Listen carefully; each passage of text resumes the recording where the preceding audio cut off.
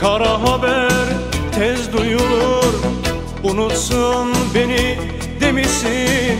Bende kalan resimleri, mektupları istemişsin. Üzülme sevdiceğim, bir daha çıkmam karşına.